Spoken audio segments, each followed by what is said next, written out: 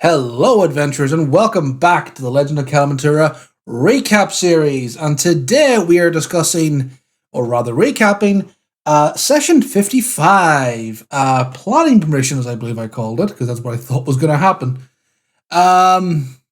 Just a small deviation from our regularly scheduled recapping and shitposting. Just wanted to give a little, I was going to say shout out there, but motherfucker doesn't need a shout out for me.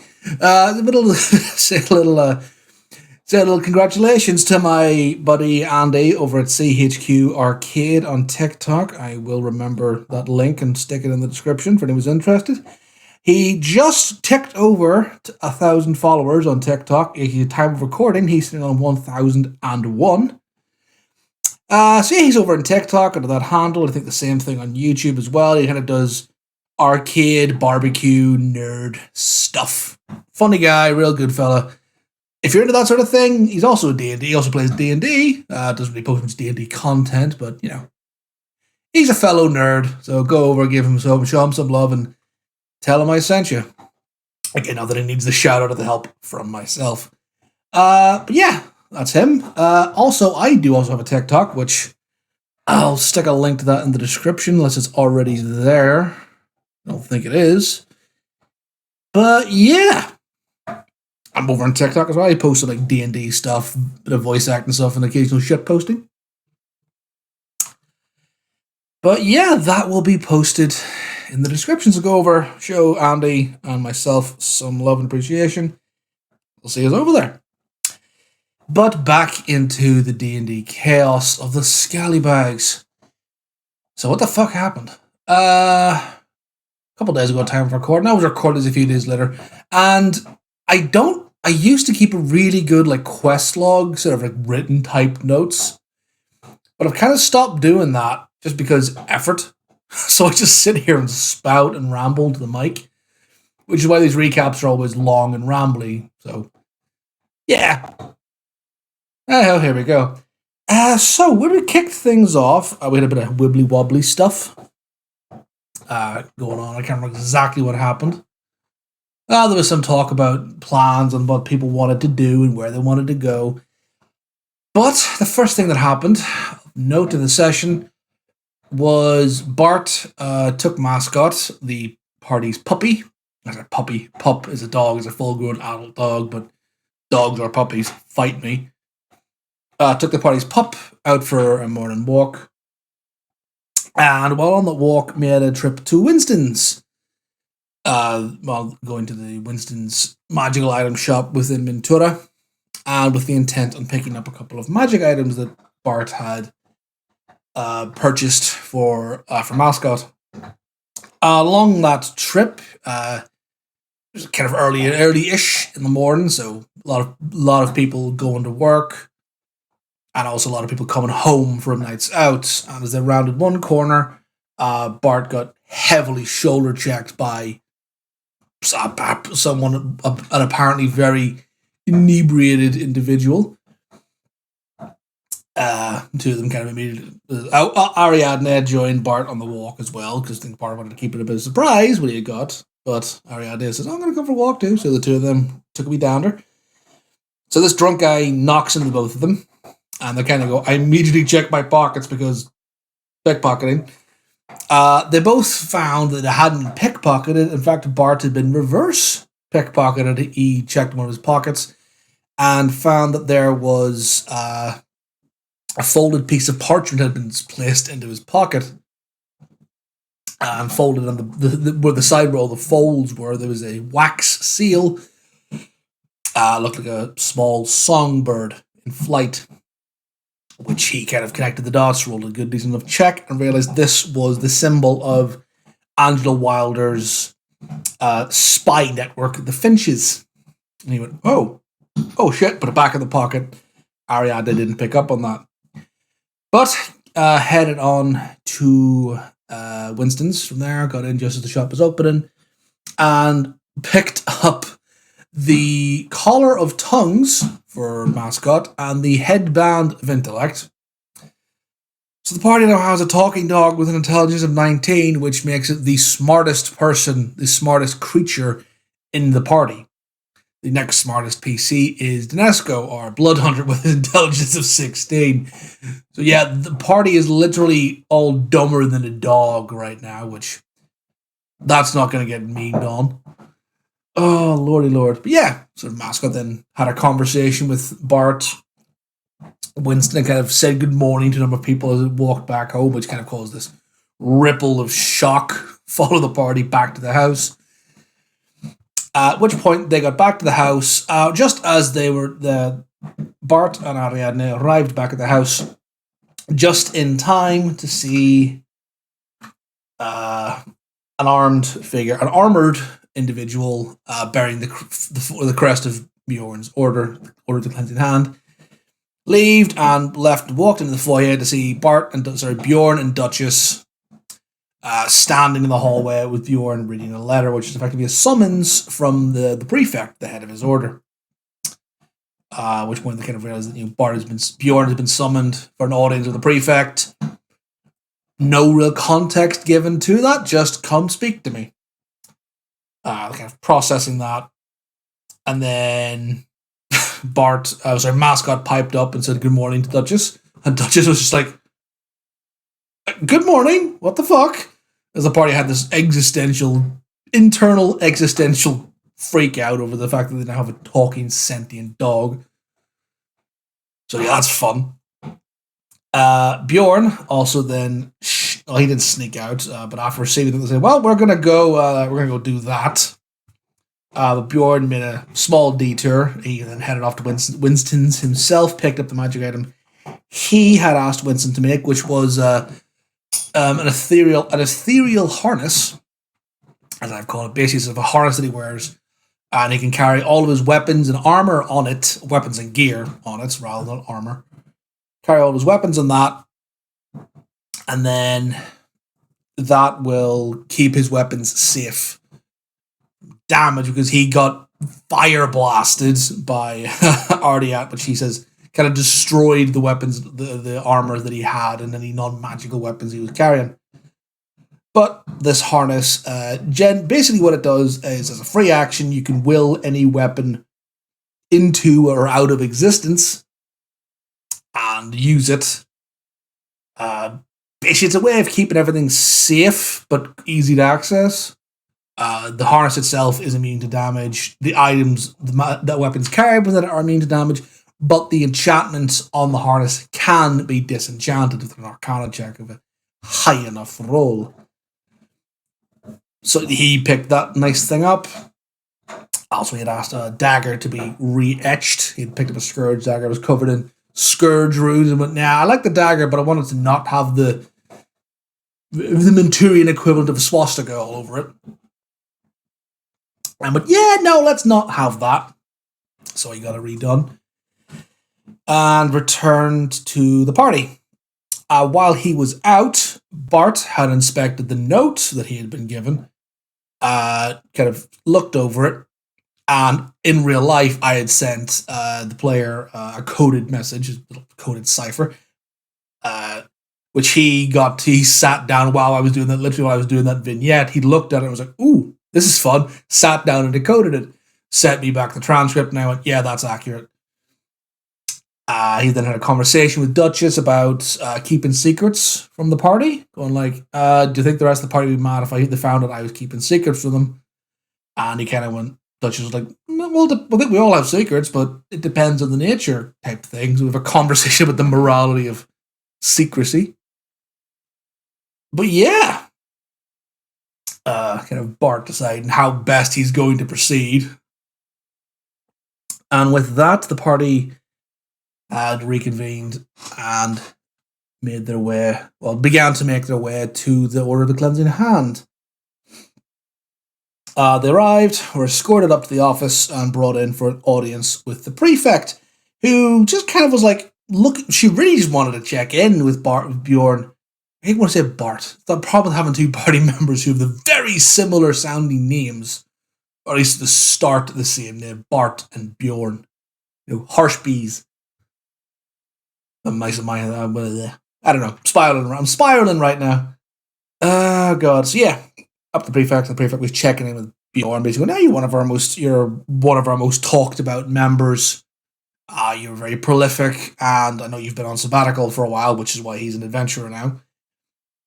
Just wondering why you haven't checked in, and wonder if the orders caused you any offense. And when pressed, because he was reluctant to talk about it, but the prefect was like, there's some shit you're hiding from me, and I don't like when people hide things from me, so what's going on there, buddy?" So after being pressed, Bjorn revealed that, not you, but something that Brother Abel has done. And the prefect sort of went, what's he done this time? And Bjorn went, "This time?" I went, "Yeah, Abel's a bit of a shit. He's one of the people that, the Order of the Cleansing Hand is a bit of a Knights Templar, Warhammer, Space Marine chapter, Deus Vult vibe to them. That's probably the best way I can say that. Pretty militant, pretty zealous, and they've got that reputation. Fairly bloody as well. And a Brother Abel and other such officers like him are the reason that stereotype exists. Not everyone is like that, but there are many others who are. It's kind of perpetuated among the rank and file and their officers. Some are worse than others, but, Abel's one of the, orchestrators. And prefect revealed that, oh no, I know all about him. He's one of the people that are, a shit. And they're really not helping, because the prefect kind of revealed to Bjorn that she has been in control of the order, and that she's been in the office of prefect for only a couple of years, fairly short tenure at the moment. She's also the first woman to hold the office, which is kind of I'm trying to throw a few more bits and pieces out there. And she has designs to kind of reform the image of the order, because the order is, as I said, quite militant, quite zealous. She wants to help reform it, make the order more, less Deus Vult, if that makes any sense. Yes, they're still the protectors of the faith and the realm and all the rest of it, but she wants them to be less feared, more respected. And officers like Abel are the reason for that, and she wants to try and hold them accountable. But she can't do that without people on her side. She is the prefect, and she does hold ultimate authority, but that's politics, and you need allies for politics. And she basically says to Bjorn, "Listen, I've been following what you've been doing the last while with some interest. You seem like an ally, someone that I could use in this fight. And if we have someone like yourself out and about in the world, showing that the Cleansing Hand, officers of the Cleansing Hand, can be kind and merciful, and they're not all just kill first Spanish Inquisition types, maybe we can do some good and actually help build a better order." And to that effect, he says, "Well, you're a knight captain. You've been going around doing all this as a knight captain, which is all well and good, but imagine what good a knight commander could do." At which point she passes over the scroll, which says that Bjorn is to be promoted to knight commander, which is the second highest rank in the order, the prefect being top. There is a kind of a pseudo rank between commander and prefect, which is called brother. That's where Brother Abel sits in the hierarchy. It's not really, you don't have any more power or influence than a commander, knight commander, but it's an honorific title. That's the sort of idea of it. So Bjorn's been promoted to knight commander and has been asked to he hasn't been ordered to go on a specific mission, just to keep doing what he's doing. And you're helping, you're already helping. There has been recruitment people have come to us and citing your exploits as the reason they've joined. Keep up that good work. However, if you do want to go and do something to help, you should go down to Vesta, the southern capital, the merchant capital, trade capital, the wealthiest city in Mentura, because the Cleansing Hand is, I think things are worse than I'm being told by your friend and kind of I don't want to say competition. I don't want to offend him like that. Said Lysander's competition, but the two of them were in training together, and Lysander was always looked down on Bjorn because Bjorn's a half orc and Lysander's not. He's an elf, and orc relationships, as not always, but in some D&D games, are like frowned upon, and they kind of are in this world. Especially in the likes of the Cleansing Hand, which, well, yeah, they're kind of religious racists, if you will. Bjorn went through an awful lot of abuse in his childhood, in the orphanage, and the boot camps, basically making him feel bad for his orc heritage. And also, yeah, so basically asked to go check on Lysander because I've heard reports from Wilder that there's Defiant cells, and I've all had reports from Lysander and reports from Wilder. That's the level of power she has. This is the prefect, by the way, Drusilla. I think I've mentioned her name. Prefect Maximus Drusilla. Basically, Drusilla thinks that Lysander is withholding information. Either he's withholding information or he's incompetent. Not sure which is worse. And asked Bjorn, do you mind going and checking? Because I don't like either of those things. I want you to go find out which it is and help. Bjorn said he would take it under consideration and then would await instructions on the promotion ceremony. They then left that meeting, and Bjorn asked to go speak to Quartermaster Cyrus, who was an old. He was an officer in Bjorn's training, one of the nicer. It was one of the decent officers. Very genuinely a nice fella. Always took the time with Bjorn, and Bjorn greatly appreciated that. He's now Quartermaster. So Bjorn goes off, asks to have an audience with him. He gets led down by another blast from the past, another member of the Order, Initiate Samson. Now, Samson was an initiate, which is like the cadets, if you will, the entry levels. Way back when Bjorn was in boot camp, if not slightly after. And he's still there as an initiate. But he basically didn't have he wasn't able to make it as a knight into the Order proper, but he is the aide to the prefect. So he's kind of kept around as like, I don't want to say pet, because that's offensive to him, but he's kind of kept around because there are a couple of people like him. Like, for example, the prefect likes him, and also the sergeant in charge of training for the Cleansing Hand, Knight Sergeant Dwerg, this 8-foot tall Goliath mountain, who has kind of taken Samson under his wing and had a bit of a soft spot for him. So yeah, there's a few people high up in the Order who like Samson, and he's kept around as like an eyed and a kind of like a glorified squire, if you will. But the Bjorn and Samson have a bit of a catch up. They're led down to Samson's office in the basement, the office of the Quartermaster. Samson invites them in, kind of going, "Oh my god, who's at this time?" And then sees Bjorn and instantly lights up, going, "Oh, hello there, Bjorn."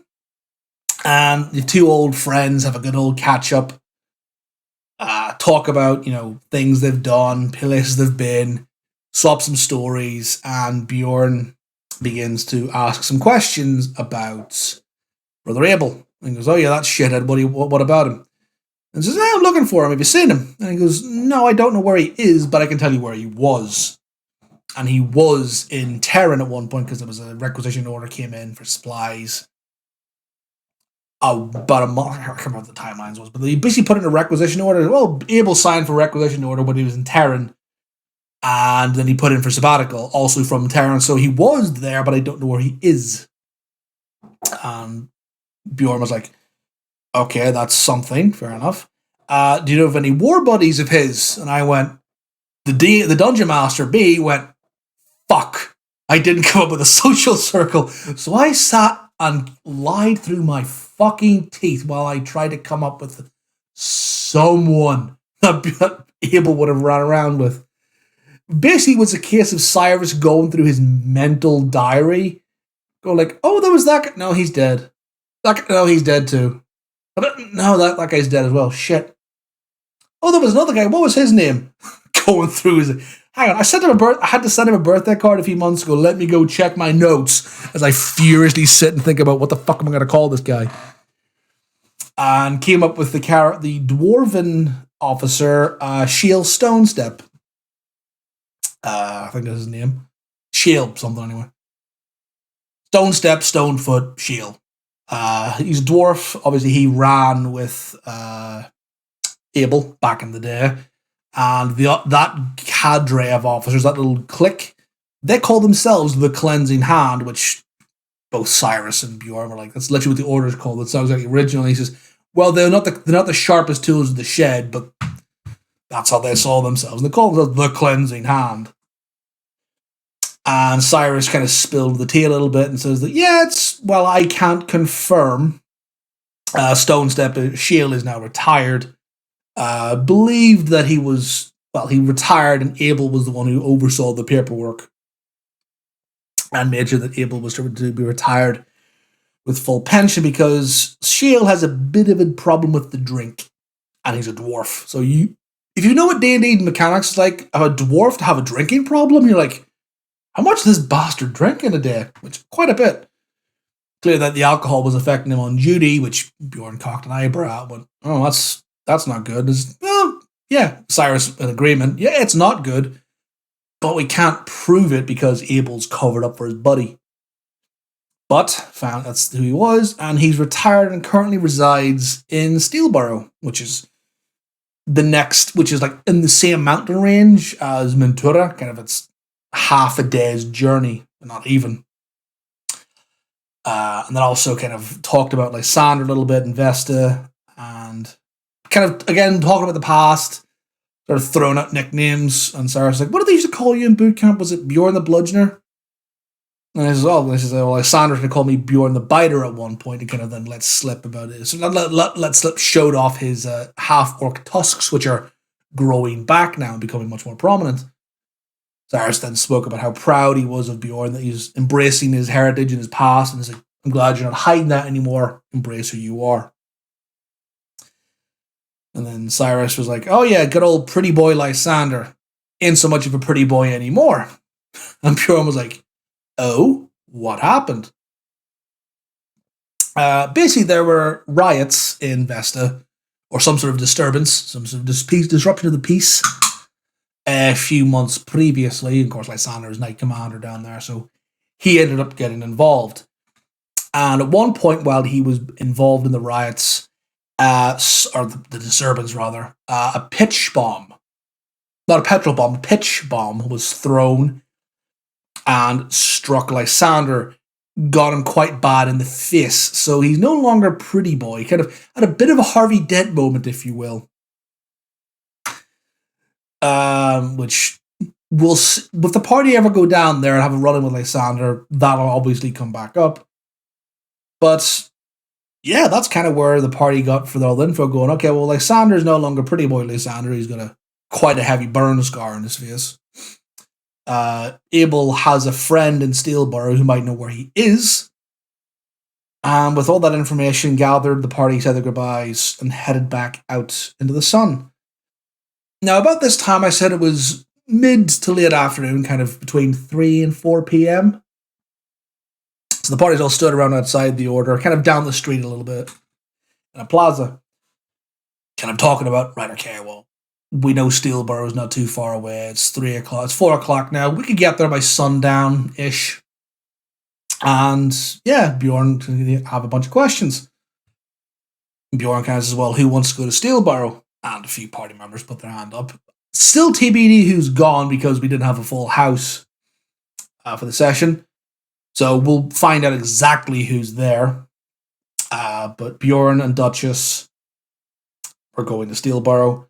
Dinesco kind of piped up at this point. He'd been kind of carried around for all this. And he says that, I wanted to go see the world's biggest cheese. And the party went, the fuck do you mean the world's biggest cheese? And he says, oh yeah, no, I've been in a cave for 500 years. And now that I'm not in the cave, I'm back in the capital city. I've been doing tourist stuff. So he's like, I've went to these different museums and stuff. And I kind of wanted to go do that. I've been really enjoying it. And the party went, well, you don't have to come with us. And he just darted off and said, okay, see you. So he's now off touristing. And we'll see if anyone else goes with him. But I have got a few bits and pieces written for tourist stuff in Ventura. Oh god, which is gonna be fun. Bart, so Danasco and whoever else goes with them headed off to go do tourist stuff, leaving Bart with Bjorn, Duchess, and whoever else is going to Steelborough. Okay, well, we can Pegasus there pretty quickly. And Bart went, oh, so you guys are all going to Ventura? You guys are all going to Steelborough? Yeah, no worries. Cast teleport on them. Because Bart has been to Steelborough. He literally went there, wrote a song about Udacil and all the rest of it. So he was very familiar with Steelborough. He cast teleport on the party. He rolled the D100, rolled a 91, so nothing happened. But yeah, nice little teleport, and the party appeared about a foot in the air over the fountain in the center of the courtyard in Steelborough, splashed down into it. They all climbed to their feet, cursing Bart, shook themselves up, and looked up just in time to see the ballista and all the security forces of Steelborough being brought round to bear against them. So that's where they are. Danasco and whoever else is off doing tourist stuff. And Bart, who has a thing he wants to go and do with Wilder and the Finches, he is heading off to go do that. So the next session is going to be split into 3 groups. It'll be 2 singles and another larger group. But yeah, there's going to be 3 groups in the next session, which I'm really looking forward to run because it's going to be fucking chaos. Yeah. So that's what happened last time. And next time is going to be really fun.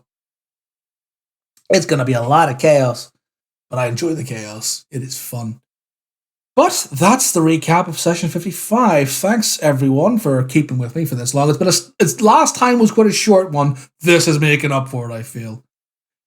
But thank you for sticking with me to the end, adventurers. Just a reminder to go show Andy some love on TikTok, and I'll put mine down there as well if you guys want to go and give me a follow over there as well. You get some more D&D stuff. But I appreciate you guys staying to the end as always. Stay safe, adventurers, and I'll catch you all next time. Have a good one.